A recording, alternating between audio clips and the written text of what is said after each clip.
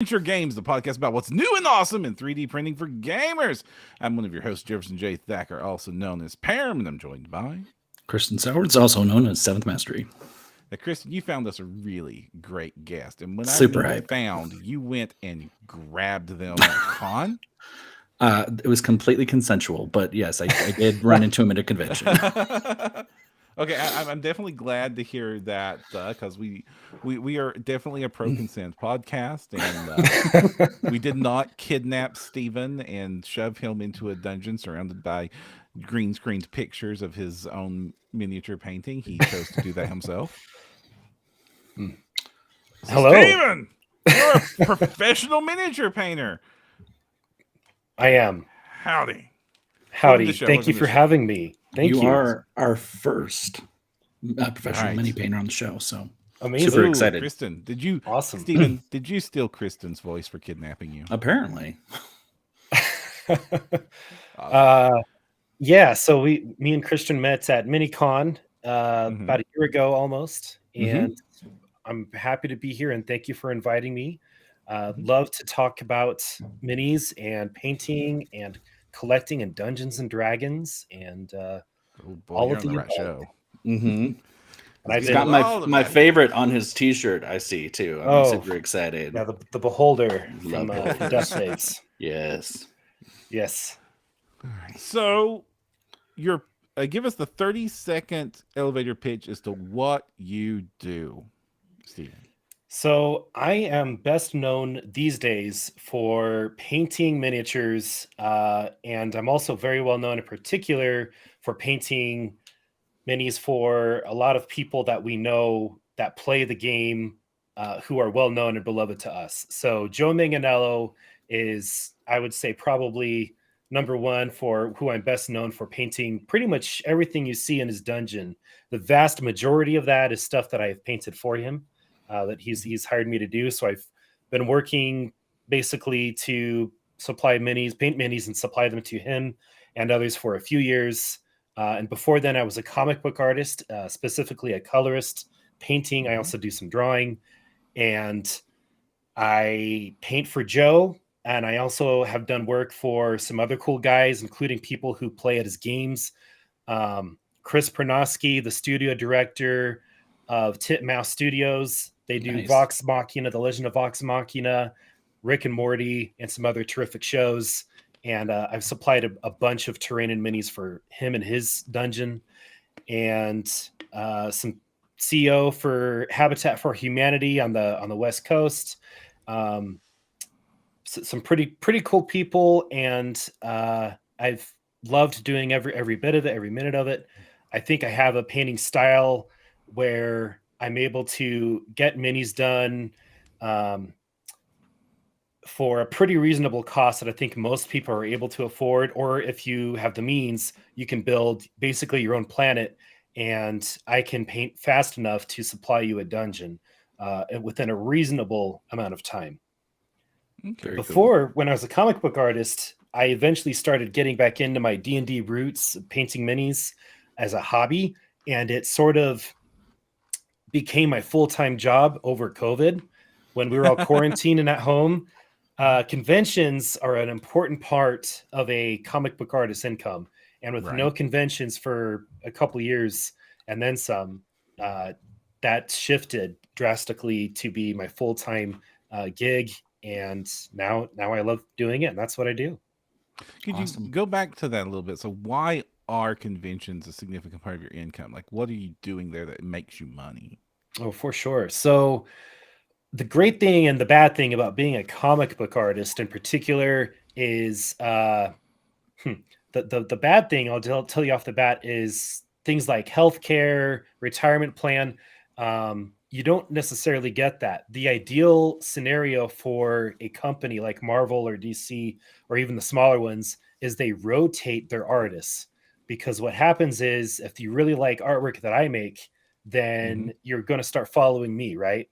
But then if I start going from working on something like Ninja Turtles and then I go over to DC and I start painting Superman, you're going to start also reading Superman comics because you follow my work. That's a really neat business module for collecting followers. It's kind of mutually beneficial, but those comic book conventions are crucial for getting those extra sales to help you pay for those needs that we all have. Do you sell prints? Did you, I should say? I did. I still do sell them from time to time. I don't go to conventions these days. Mhm. They're rewarding, but there are a ton of effort. You kind of feel like a little bit like you've ran a marathon after each convention. You need Oh, just yeah. high energy. You ideally stand up, in my opinion, you stand up the whole time because you don't want to ever come across as unfriendly to people and or unwelcoming. And that's definitely important. Anyway, it's very exhausting. The travel aspect is exhausting, but it's very important part of income for a lot of artists who are trying to get a following and grow their business, which is essentially all artists. If you're an artist, you are your own business almost always. Sounds like it has a lot of parallels with game design and the RPG space. Like, For definitely, I'm grateful that I have somebody else in my life giving me insurance, because I would sure. would be in bad state otherwise. Absolutely. I think what would be really neat, we need to come up with like a creators insurance company. So it's just an insurance company that goes out to freelance creators, and instead of working for a company, you're working for yourself, but your business for the insurance all goes to that insurance because you guys are kind of unified. Something like the Screen Actors Guild and such have access Yeah, to. Yeah. something like that. Yeah. Oh, now we're getting into dangerous talk there, Chris. Stuff got real. Like organizing the freelancers. real talk. So were you primarily a colorist, or were you also an illustrator, or what was your main gigs there when you were doing the comic book lines? Yeah, so Illustrator for me like could go into drawing or painting or coloring or whatever you want to call it. I like to call it painting because you would study how to paint to be a colorist. So I call it just digital painting or comic book painting. But yeah, so I grew up just drawing, and at some point I'm like, man, I have no clue how to paint and render my drawings that I would do. And I would say I was really, really, really good at age 16. I had a brother who at age 16 had his own comic book in the newspaper, and it was phenomenally good for a 16-year-old to do. And he could draw from different perspectives and draw from his mind. And being able to do that at his level was just absolutely mind blowing, and something that most comic book artists today that are comic book superstars like Jim Lee had to learn how to do that in their 20s and 30s. And my brother at least had a pretty decent solid grasp at age 16. Then he sadly died at age 16, and that sort of infused into me as a 9-year-old child at the time, who he was teaching me how to draw, that I had to kind of carry on and live the dream of becoming an artist for both of us. And so that's kind of what I'm doing today with my job, is trying to fulfill in my own way and my own styles, being an artist. I love drawing. I love painting comic books, but I love painting minis, and I always have loved that as well. And I love doing all of them. Occasionally you'll still see me making a painting of some sort, two-dimensional, and you'll see those from time to time. But I think minis sort of have a beautiful story, and they're very new as far as our culture goes in a way. So like if we really look at the history of minis, is, last year I went to Europe, and my wife really, really, really wanted to go to Europe. So we saved up and we went to Europe, and we went through some castles. And at these castles, they have all the history of previous kings and their treasury, and all their walls are completely decked out with paintings. When you go into their treasury, they're full of two things, mostly. One thing is jewelry, of course, and the other thing is minis. And I think we need to take some time to really consider our history and kind of why they're so important and special. Minis were ways that they would use to represent war at times of war. They would play games with them, and they would collect them and basically build their own worlds doing them. When you're a king, you can afford anything you want in your kingdom. That's part of being a king. But these guys and their treasuries, they had minis. And when we look at how valuable minis are, it would completely blow the minds of kings today, if they could see that we can print minis out of our own basement and garage, and the level of artistry of painting that is being done today by artists today. We Yeah. forget ancient kings. It would have blown 12-year-old me's mind to think that I can just get all the minis I want when I pour magic milkshake into the machine. Yes, and that magic milk, we get cured into this thing that we chisel out, and out comes a beautiful unpainted mini. Absolutely crazy. We've got some And fun comments already, by the way. right We're on. going to start with, so I covered the name up. Always more video. Love that Nightcrawler design. So definitely some love for your digital painting.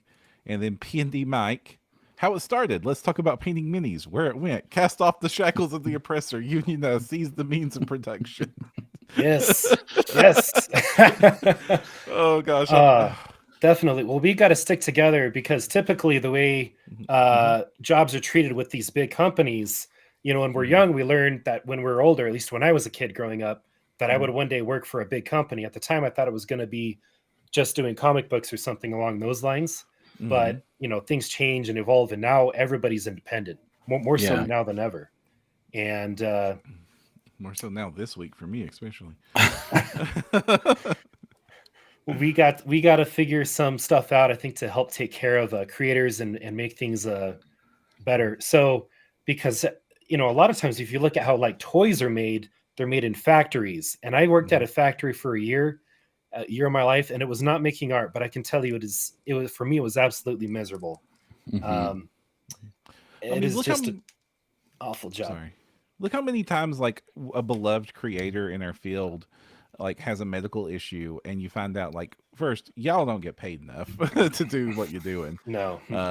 Even like the most famous artists and game designers aren't paid enough, and then they have one medical condition and it basically breaks them, wipes them out. Yeah, totally. And so like how many Indiegogo, GoFundMe campaigns or charity auctions and stuff have we all promoted and pushed because beloved industry artist or designer or game designer or author is in a hard spot, and because it's this freelance independent culture that we all live on, and barely any money.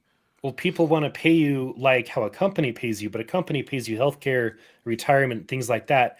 And then you're still, let's say, depending on where you live in the USA, you need to make, in this day and age, maybe you need to make somewhere between like about $200 to maybe as much as $300. It completely depends on where you are. So I'm hesitant to say numbers, but everybody wants to say, okay, well, then I need to pay you how much. They want to compare your prices. So like me as a miniature painter, if someone doesn't really know the industry and they're kind of new to it, and they're like, I want to buy a mini, but I bought like a mini that's like 4 times your size, a Dragon Ball Z character, and it was like $20. Why is your tiny mini almost about $100 or sometimes more?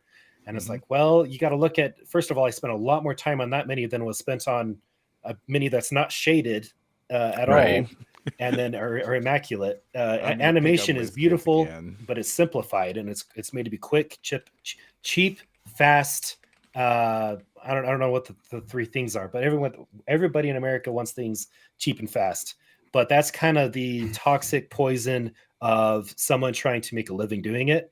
And if you have either yourself who wants to have a job one day being a creator, or maybe you have a nephew or a child that is going to be a creator one day, are you putting all your resources into like something that's just a little bit better than slave labor in some cases? Let's be honest. If you're painting in a factory, just a little bit better than that. Or do you want to invest in someone having a career and a job and something that's has some value? Even after you die, one day I'm going to die, and my minis in my house or in other people's houses are going to continue to tell stories after my death, and people's basements and their dungeons. And they're going to have an eternal legacy because I spent enough time making them quality figures for people to keep and hold on to. And for reference, I threw up a picture here of what some of the pre-painted minis look like. I found an old Hero Click and threw it up on screen. This is night and day what the difference between what a professional painter can pull off, and I'm not even sure her eyes are in the right spot on the lumpy plastic on the pre-painted option. For sure. Harsh contrast difference there. Definitely a strong comparison with that image between the two. You just get a drastically bigger quality.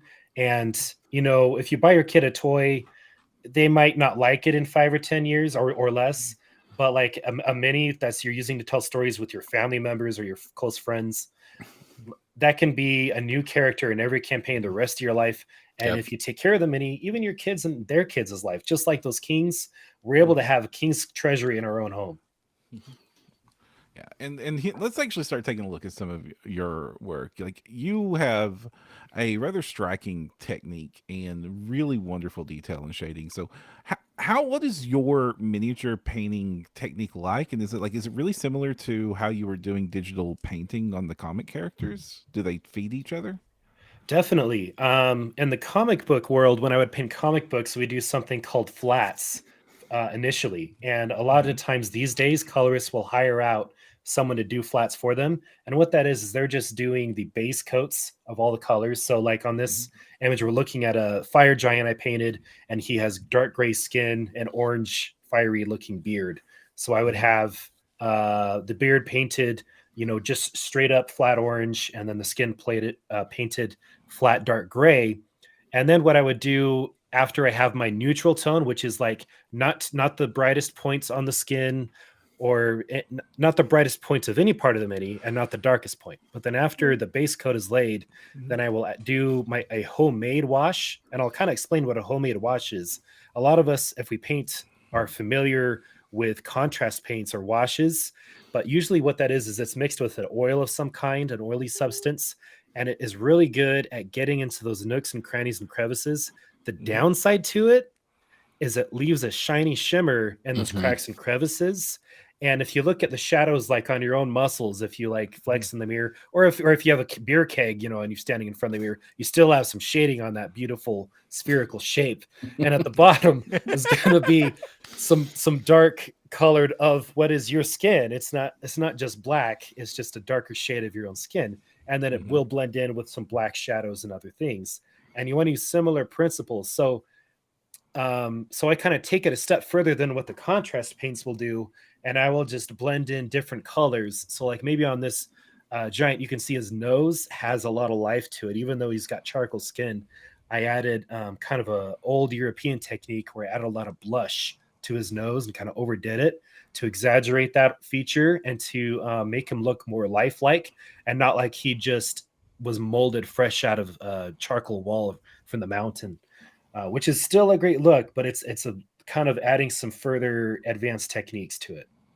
So after I add my shadows, blushes, blemishes, maybe I change the shadow color. Then at the very end, I start shading up until I get to a bright highlight point that kind of magnifies anything that's spherical, like muscles on the shoulder, on the nose, anything like that. You definitely want to draw attention to certain parts of the form on a mini, and usually that's the chest area, the shoulder area, and definitely the face area, almost always.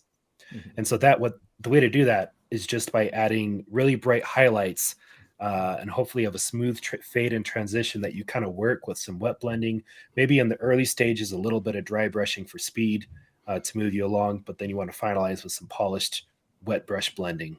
And that's kind of my technique overall, I would say, for all my mini painting. I mean, it definitely gets results. So you're like a middle down then up painter? Yes, absolutely. That's a great way to put it. I like that. Middle down then up. Oh, so very similar to the heavy metal style then. That's awesome. Yeah. So speaking of which, Alex called out, if you become a heavy metal painter, you have a salary, and I'm assuming that's national health system, maybe, but you have to live in Nottingham and nobody gets to know your work. Oh wow. And I also noticed debacle. Yeah, I also noticed Comet Lord Scott is in chat and says that he loves your work, Stephen. So. Oh, awesome! And I love Comet Lord's work. You do great sculpts. Yeah. Comet Lord Miniatures is good stuff. Yes. Comet Lord is one of our favorite sculptors, and we definitely love their work. And I hope to see more of it soon, Comet Lord. Once the batteries are recharged. Fantastic. So, did your work as a painter contribute to the skills that you're bringing to the miniatures? Does the Oh 2D man, help you with the 3D? in a huge way. Definitely, like if you can make an object that is completely flat, look shaded, you got it down pretty much. You know, the to be considered a professional level at that stage. So painting minis for me, I wouldn't want to say it was easy, but I would say I learned it very quickly because I did have that foundation in painting two-dimensionally, as well as some drawing and shading as well. It was a big help. And a huge way it also helped me. A lot of people will ask me, they'll be like, okay, Steve, you have this sweet hookup, this friendship with, Joe Manganiello or people like him. How did that happen? Because we don't normally just meet people who have millions of followers or anything like that, or movie stars. And the way I met Joe is actually through my abilities as a comic book artist.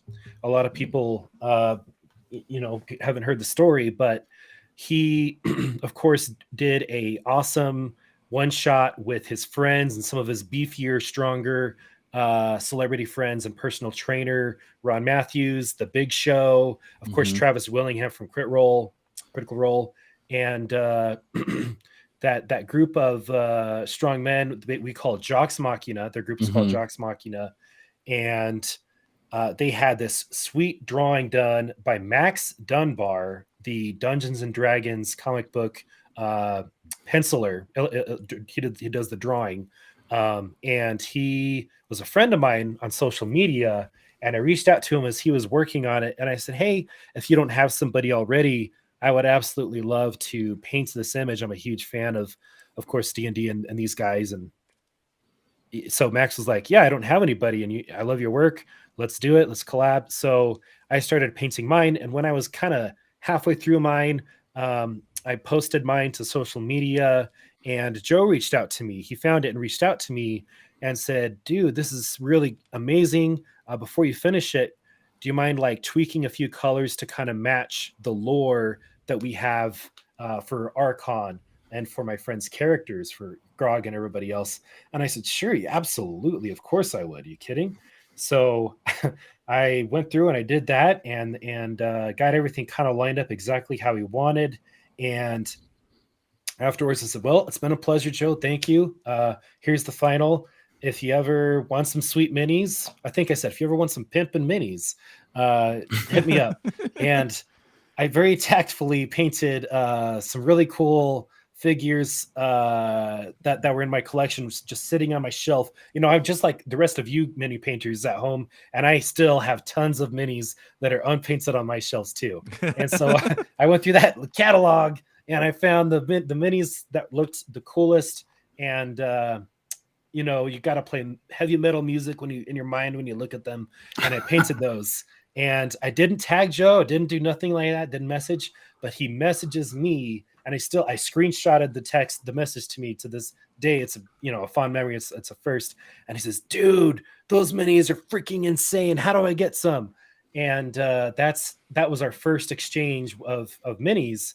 And from that point, he went to my Etsy store and he just bought out like a bunch of minis from my store. And then he went on to be like, "Hey, dude, what else you got going on?" And so we started this relationship that I kind of do. That's kind of a key part of my business going forward. Is I have him and these other guys that I will regularly let go through minis that I finish before I release them to the store, and they're able to pick through those. And that's where most of my sales come from, is from collectors who are dedicated to building their own world and their home to help tell their stories and create their storytelling legacy with their friends and family. And that's what happened with Joe and all the others that I regularly work with. Very cool. And he's an awesome guy. So how many minis do you paint on average? Like, give us a idea of the scale of how many minis you're putting out into the professional world right now. So I paint actually a lot more than it looks. If you're following my social media, there's a lot that I paint that you actually don't see necessarily. But for every mini that you see, there's usually going to be like anywhere from, sometimes I paint one and it's one of a kind, but usually I'll paint like 4, sometimes 5 of a mini. And that's part of my process for speed. I have some really talented painters that are amazing painters but I'm watching them and I'm following them on Instagram, and I'm like, hot damn, how has it been a month and you're still working on the same mini? It's an Right. amazing mini, but if you're spending a month doing it, do you have someone who's going to pay you a month worth of rent or your mortgage for that mini? Like, is someone forking out, you know, your living expenses for just one mini that's like this big? So speed is definitely something I learned not from painting minis at all. That soul crushing factory job I referred to that I did, Right. I Yeah. learned how to be really, really fast at my factory job. I hated that job, but man, it was very competitive because it paid pretty good. And I got to be a lot faster at what I would do in order to help me keep my job and help my brother at the time is working for me keep his job as well. And made him look good when I did good. And I got really fast at working with my hands, and I learned how to be efficient. Being fast doesn't mean you're just moving your brush really fast. It means you're mentally kind of like, you ever play that game Dance Dance Revolution? Yes. Oh Lord, that was Poorly. basically I played it half very of college poorly. for me. Yeah. Awesome. I mean, that's a fantastic example for how to be efficient, because your brain needs to be efficient. You need to be thinking about what's next every time you're painting through it, but you can't also overwhelm your brain and think about all of it at once all the time. So I kind of get an overall image of what I want it to look like initially. And then I go to the next steps, which are to start focusing in on just the skin. And then after the skin's all done, then I do just the armor and clothes. And then after that, then I do any accessories. And that's a basic quick description of my process. But painting fast with your hands is great. But being an efficient painter and painting multiple minis at once, that'll help you as well. So you're batch painting like all those. Like I would say I'd say I'm batch painting in a lot of them. And if it's not like an identical mini, then like I'll paint like 10 different dark elf minis, and each mini's different, but they all have similar color schemes. Gotcha. So you're using like the same palette. Yeah. How long do you think you spend on, like, let's just say like a medium mini? Like, how long do you spend on a batch of 5-ish? Do you know? That's a great question. I'd say like if I'm working on like just one mini, Mhm. let's say it's a mini, and not all minis are equal. Like sometimes the sculpt's a little bit cruder. The 3D print didn't come out as clear as I wanted it to, and I didn't start noticing until I started painting it. I might paint at something as quickly as 3 or 4 hours Okay. if it was just one mini. But usually I'm going to spend more than that on just one mini, like 5 or 6 hours on a single mini, maybe even more, depending on how detailed it is. Right. Mm-hmm. Okay. Awesome. Yeah. I like to look for, like, I know we're you guys are a awesome printing themed content creating podcast, and like I have this weird thing I've been noticing that I kind of want to share is like when I'm looking for minis for my games, typically anything that would be a medium creature, I like to have be painted. When I'm choosing the sculpt, I like a little bit of exaggeration to it. So like Bite the Bullet Studios does a fantastic job. I love of their adding stuff. just a little bit of exaggeration. Great. I And just when they're did their small, Dragonborn pops. just a couple days ago. I love their Dragonborn. Nadia, Nadia Crisis is her Instagram tag. She doesn't get enough credit. She's their sculptor, and she does an amazing, beautiful job. Yeah, and if you guys are able to see the image, that's her work. She's we're showing off the Dragonborn release, and it's got like the dragon with giving the middle fingers with the giant axe and everything. Yeah. About the Bullet is definitely on. Like, I love the stylized mini creators. Like, I love all the mini creators, honestly. Me too. But like Me the too. stylized mini creators so are many. just like, so absolutely. Great. And I'd say like if I'm going bigger, like if I want a bigger mini, it changes for me. I want to shift away from exaggerations on some things and go more gritty, realistic. Like Lord of the Prince, Archvillain Games they kind of do some of both. Lord of the Prince, a big one. Loot Studios does a great job as well with gritty realism. But there's like definitely like a rich place for multiple art styles. And I think the more I've collected and built my own collection and painted other people's minis, I can appreciate different art styles, different sculpting styles better with that. Of course, a lot of people know me for the foot wingspan Tiamat that Joe has, and that's Lord of the Prince mini. Yeah. Lord of the Prince kind of is like the masters of dragons. Like, and they do no such picture will ever great do that dragon- justice, by the way. Yeah, it's so much better in person. But yes, Oh, thank you. I wish I could see it in person. Thank you. Is this in your private collection or is this in Joe's collection? I do have one in my own collection, Mhm. but I have a limited run on a model that nice. Joe obviously has number one, and there's only going to be 8. So I think I've got 5 total that are out. So there's like 3 slots left for So that size. do you prefer to paint the big boy minis, like the big giant dragons, or the miniature humanoid size ones? That's a great question. Like, I can't like completely, obviously there's great uses for both, but I definitely find it the most satisfying to paint something that's bigger. I love painting giants. I'm a huge sucker for giants as well. Um, yeah, giants, dragons. I mean, who doesn't love that as a sculpture in their house? So I love painting that. What are the tools of your trade? Are you a brush only man, or do you get the airbrush out, or like, do you have like oils or acrylics? Like, what's your favorites? I am definitely these days just a brush fan. I started out trying the airbrush and using it, and I do like the airbrush, and I think it has a good purpose. Um, I think part of it is I like to be unique, and also the texture. I think from brushes, I think is a little bit better for fantasy, whereas I think an airbrush can work great on things like Space Marines, where you want that shiny shoulder pad look. You're going to get a better look. With the airbrush, but I love miniature painters who'd use both. I think you'd never want to go just airbrush, in my opinion, but that's just my own tastes, I think. But A I lot of love your painting with brushes.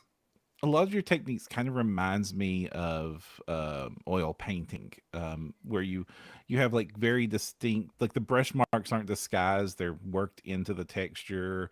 You have very distinct highlights and layers that are easy to see, and it seems like they're placed purposefully and not just as a happenstance of it. For Is sure. that why the reasons you prefer going with the paintbrush method? Absolutely. I like being up close and personal with what I'm painting, and I know exactly where I want my highlight points to be, and I love using the brush for that. Mhm. And I do use dry brushing, but typically almost always only in the beginning, and then I will end with wet brush for blending. But yeah, it also depends on the texture look you do want on your mini at the end, because you have to be careful with some minis, because from my style, I should say, at least, because I don't want to discredit other phenomenal artists doing things in a different way. But like dragon scales, I think Mhm. look better with a little bit of dry brushing if you're using the right blend of colors together. Mhm. It kind of looks like it could come to life, and as it is with the shading that it has, and it doesn't look like a toy; it looks like a real creature. And so I really like the look that I get from using brushes because of that. Right. So you're in this odd space where you're a professional miniature painter focusing on speed and commission work. And that seems fundamentally different than the crowd that is like spending 20 months on a mini trying to win the crystal brush or golden demon. Yeah, and Have you those thought guys about are going for awesome. a demon? I've hmm, I haven't ever seriously given it thought. Mm-hmm. I think what got me started into it is not like, oh, I want to get recognized for this. It's like I love telling stories, and I love doing it visually, and I wanted to build my own world.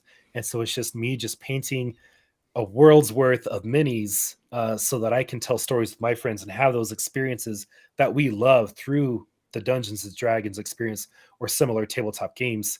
And so, with that angle, it's about a hybrid of quality and quantity for me. And I Sure. definitely have a lot of minis where I would say most of my minis, I'm like, you know what?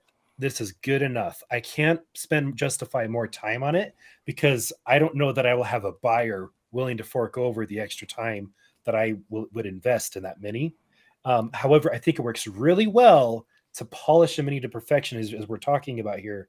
If you are specifically like a YouTuber, and I may start making some YouTube channels, YouTube videos with some instruction. And on those, I would definitely push it further to quality, because you can get a lot more out of your time if you can not only can sell the mini when you're done, but you can also, of course, use it for YouTube or your own personal classes or courses. That may be something I may start doing. But as far as just selling the mini, I'm not going to get enough ROI in general unless I do some kind of hybrid of time and quality. But there's some that I've spent and I'm like, you know what, that's great and it's fantastic, and I'd call that an excellent representation of my work. And there's a lot that I'm like, though, that's a good representation of my work. So I kind of have the two as far as what I'm outputting, because we're all trying to tell a story, and every week you got to impress your players with something new, or not necessarily brand new, but something they haven't seen in a while at least. And so I try to keep that in mind with my painting, and that tends to be the type of audience that I have in my circuit of collectors that I go through. They're kind of going through a similar thing, but on occasion, I will make something extra nice and I'll call it a deluxe, or I'll just charge a lot more than normal for it in order to make up for it. We got a question from chat. It says, question. This is from That Blasted Samoflange. Question. I'm a sculptor. So what type of things call to you as a painter? What kinds of minis make you go, I just have to paint that? Fantastic. Definitely, that's a great question. We could probably, there's so many factors, but I'd say a big thing is like the use of negative and positive space, and I think it's called positive space is the inverse, the shape that it's taking. So that's a big part of it. Great textures, great anatomy. If it looks like it could come to life, or if it's smaller, if it looks like it can have a lot of character and personality, if it's a character's mini. I think personality is maybe the most important factor in someone's D&D mini. They want to look at that and be like, oh man, that's not just a Dragonborn. That's a Dragonborn with a personality who really, really enjoys eating goblins. Like, they more than just it looks cool. They're like, oh, I can feel something personality-wise from it. And that's a difficult and wonderful question, but I that's probably my answer for it. So as part as like what are the details in the menus, are you looking for like a lot of fun textures, or are you looking for something that's overly crowded, underly crowded? Like, is there such a thing as too much detail or not enough? Definitely. And it certainly can depend on mini to mini. Usually on characters, I don't want so many baubles and things on them that I'm just getting a headache trying to complete one single mini. There's Right. like a happy medium that I seek and I look for. And there might be a few rare occasions, like maybe you want a really cool witch that sells potions and she travels and she has a massive backpack and there's like a cat on it and there's like these different potions on it and skulls and bones and things coming out of it, and it's got a lot of character. But that makes sense for like a traveling merchant witch out to like to collect everything she can. She's a pack rat.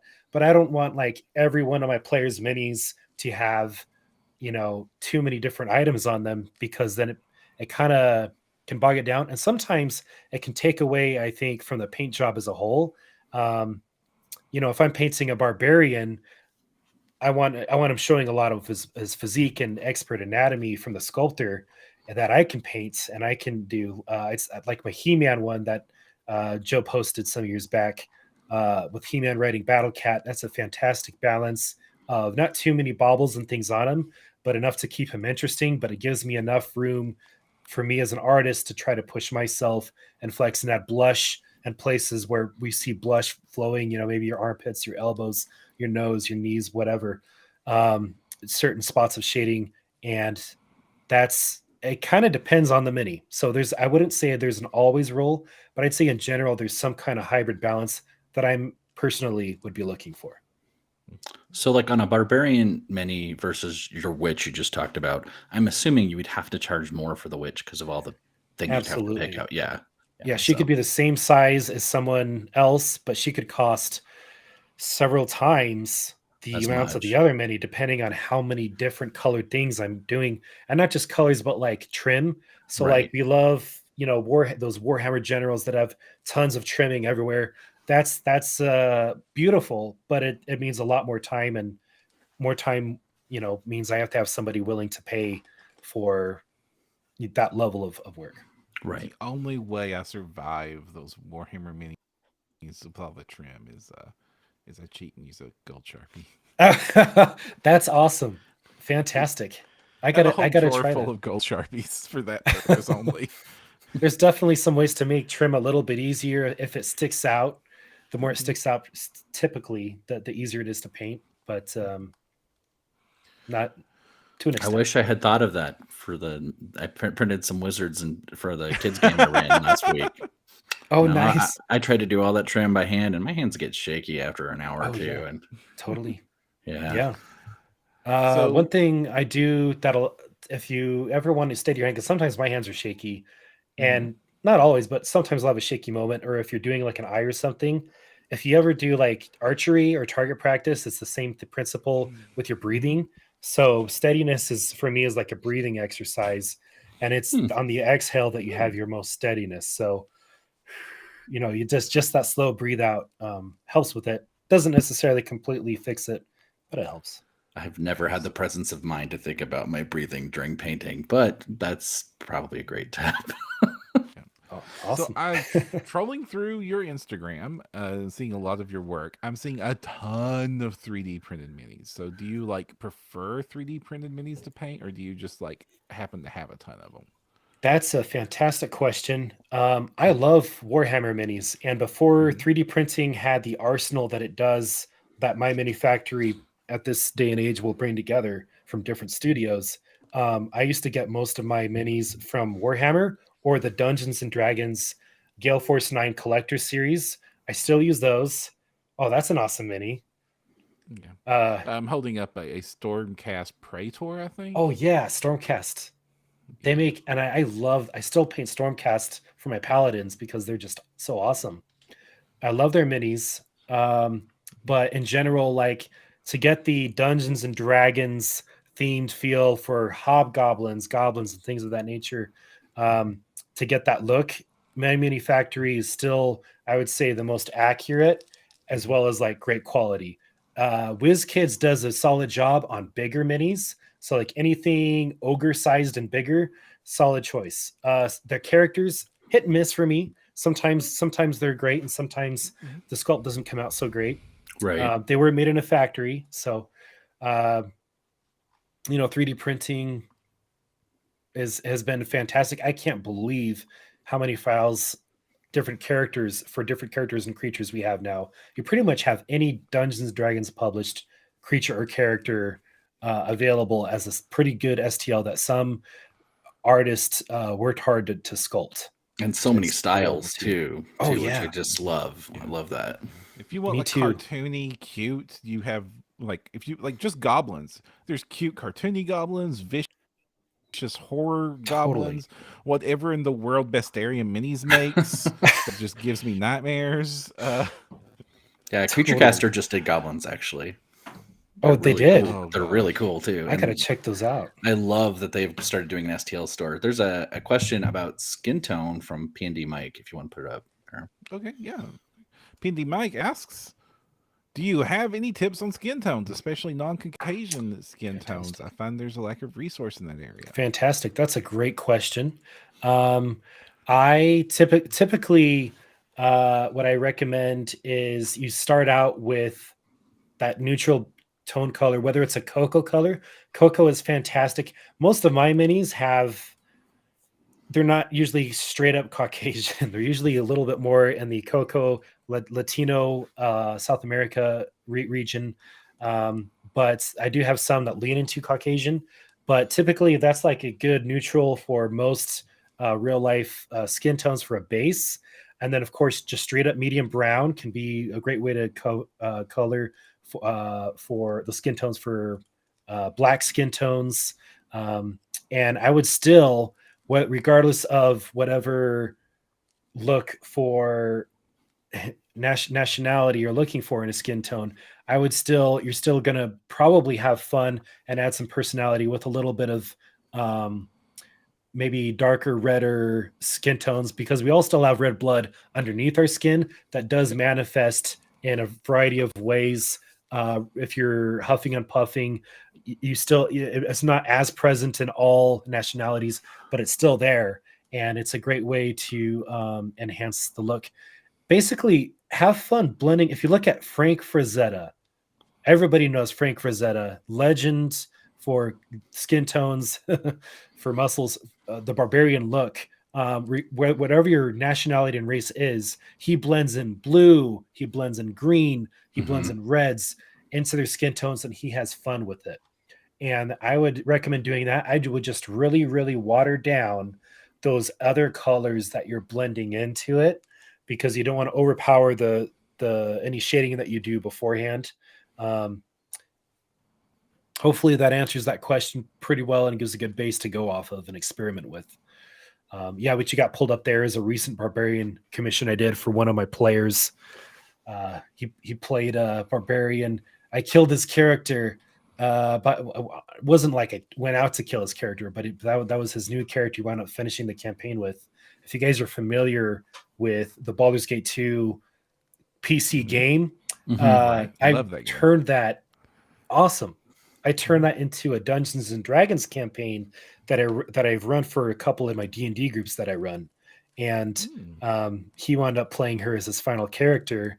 And I just got to say, Dungeons and Dragons, I wasn't allowed to play that as a kid because I had to be secret about it. I had to call it Forgotten Realms. Oh yes, yeah. Yes. Just told my mom, I'm going to play Forgotten Realms. Is that Dungeons and Dragons? Well, it's like it, kind of. Like yeah, it's like it, right?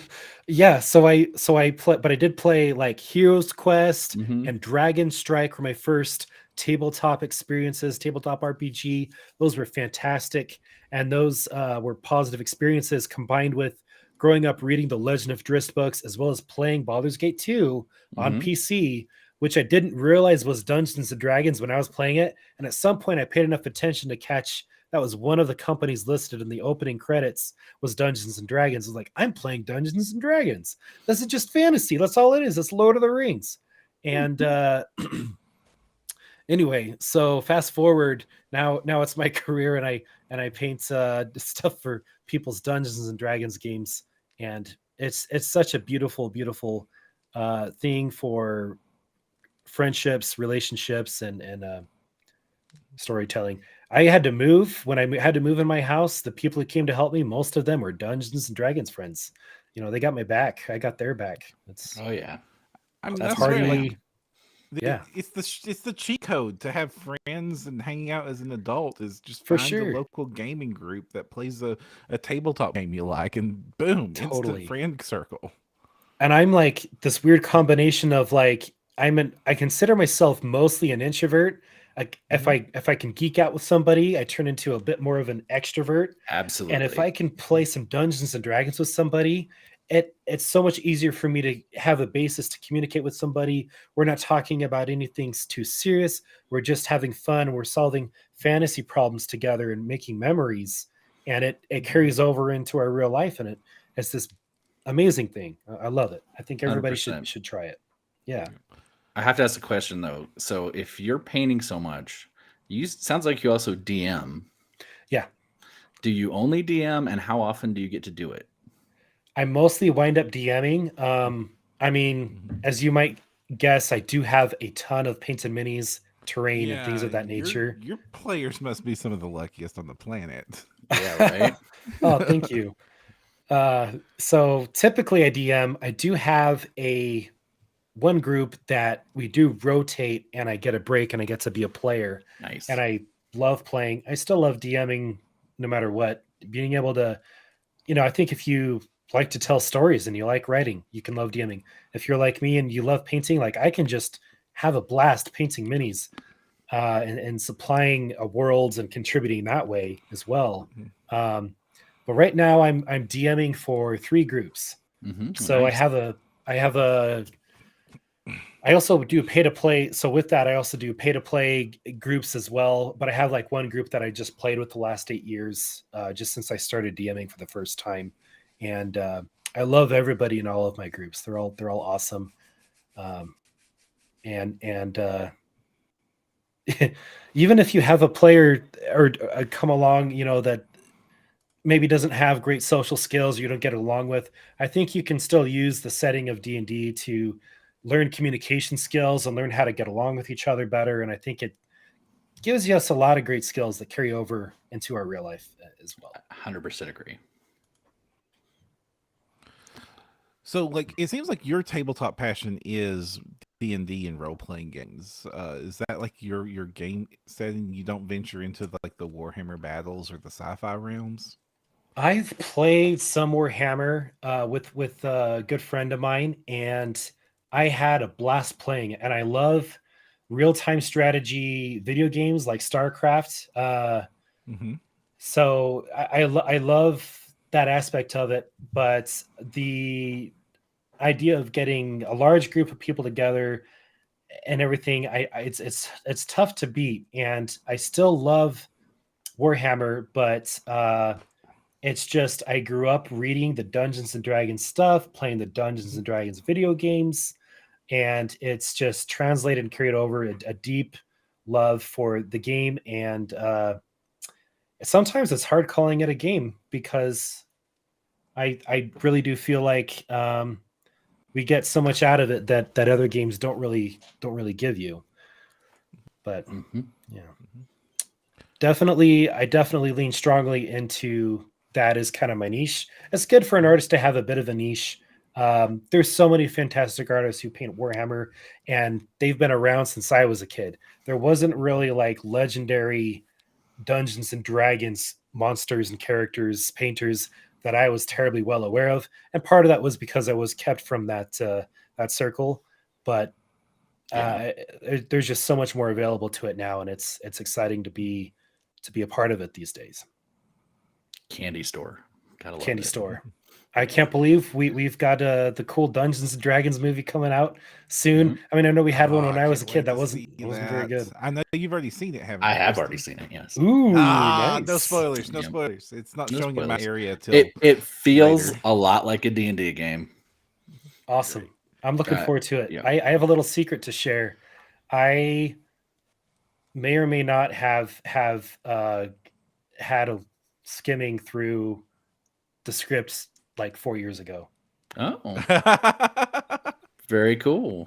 Yeah. Very cool. But anyway, I don't know. It's a cool secret, but it's also like, once the movie's out, like, who cares? Who cares? Yeah, but it's I'm glad you got to do that. But- That's neat. Yeah, Yeah. awesome. Yeah. I'm sure it's changed though since then, because scripts do change a little bit. Yep. So looping around to 3D printing specifically, a lot of the minis that you paint and appear to be selling are 3D printed minis. And I imagine, especially when you have like high profile clients, quality is king. So any 3D printing tips for quality? Like what is your process to getting a good mini out? Oh yeah, for sure. So I make sure my FEP is clean, and my technique is kind of weird, but it's like a really easy way of doing it. And I just use a rubber spatula, and I skim across the whole top in a zigzag motion, and I go across the whole thing. And what that does is it prevents the solution from settling too much. Obviously, I use resin for printing minis. Of terrain, you can use the FDM and filament. But for those micro details, you want to use resin. Most people ought to know that, but in case you're a listener and you're curious about getting into it and you're new to it, one weird technique that I do, and I don't know if many people are familiar, but I put my minis in water to cure them. After I've cleaned them, I put them in a clear bucket of water, and I put that bucket of water on I bought like at the mall, they have those mannequins that rotate on a disc. I bought one of those big discs that can support like 250 pounds. And I painted the top of it chrome, and so it's reflective. And I set my bucket full of uncured minis on top of this. And as it rotates around, it's curing all dimensions of outside in the sun, I don't have to give it any attention. I used to use a curing machine, but I make too many minis. It's not worth the time, and it doesn't always cure it all the way around equally. But putting it outside on a very slow rotating disc that's reflective on the bottom makes it cure beautifully and evenly throughout, and the water will help cure the insides as well. And that's kind of something I'm sure other people have figured that out too, but it's something that I kind of worked out on my own, and I have not gone back from that as my curing technique. Cleaning the minis, I use a jewelry cleaner solution with alcohol, and I will also wipe down my minis with that solution and rag beforehand. And you always want to check and make sure your eye sockets, your mouth socket, your armpits, crotches, things, anything where that resin can hide from you and get stuck and ruin the quality of your minis, especially around the face. You just want to check those before you start curing. And I'd say that's probably a good synopsis for my little tips and tricks I've kind of worked out from trial and error with 3D printing. So we are running into time. Is there anything you want to shout out to, or anything you want to draw attention? Like, where can people, commission you or buy minis? Sure. You're welcome to message me. The easiest way and the best way to commission a mini from me, if you just want like 1 or 2 or 3 minis commissioned, is just to go to my Etsy, which is Stephen with a V, Stephen Oaks Art on Etsy. And I have a commission option there. You can commission me. If you ever want to commission a bunch of minis, so like a patrol of guards or dark elves, anything that kind of has a similar color scheme, I will give you a significant discount if it's like 6 to 10 minis. So if you're looking to build an army or a town or a dungeon, you can save. But otherwise, if it's just one mini, it sets me back quite a bit to take on a commission. So it's marked up a little bit, but it's very reasonably priced. Stephen Oaks Art for any social media platform that I'm on, you will find me. I would give a shout out, thank you to my Twitch streamer friend. She is Winter Phoenix Frost TV on Twitch, and thank you for letting me use your equipment. You can see her cool snowflakes. I'm using her equipment here today to make our podcast. James has a quick last question there about whether or not you use any hardening agents in your resin mix. Do you use like a tenacious mix, or do you just use straight up a specific kind of resin? Right now, I might be unfamiliar with hardening agents, but I just use aqua gray resin for 4K or 8K, depending on the machine that I'm using. I have the 8K Mega, and I have a Mighty 8K as well for my printers. Nice. Awesome. All right. If you are interested in following anything we're doing, you can do so over at printyourgames.com. We're also on Facebook and Twitter at facebook.com/printyourgames and twitter.com/printyourgames. As far as what you can do to help the show out, it would do us a great deal if you gave us a review on Spotify or iTunes. That's what boosts the show the most. And until next time, my name is Jefferson J. Thacker, also known as Param. I'm Kristen Sowers, also known as Seventh Mastery, and don't forget to use your screen protector. And thank you so much for joining us, Steven. Thank you, guys. Thank you both.